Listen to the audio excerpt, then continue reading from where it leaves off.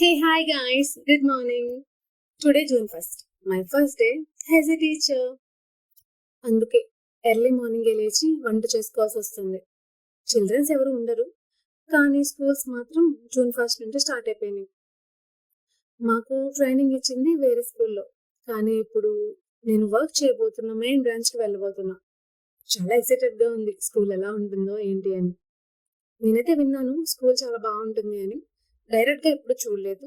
ఈ రోజు చూస్తా ఎలా ఉంటుందో అని. కొంచెం టెన్షన్ గా కూడా ఉంది. నేను వచ్చేసరికి క్లాస్ అంతా ఫిల్ అయిపోయారు. మందే లేట్, మనం ఎప్పుడు లేటే. మార్నింగ్ అంతా షెడ్యూల్స్ అవి ఇవి డిస్కస్ చేసుకుంటూ అయిపోయింది. ఆఫ్టర్నూన్ ప్రిన్సిపల్ తో మీటింగ్ ఉందని చెప్పారు. ఇంకంతే, అందరం స్పీడ్ గా లంచ్ చేసేసి ప్రిన్సిపల్ తో మీటింగ్ ఉందని చెప్పారు కదా, వెంటనే కిందకి వెళ్ళిపోయాం.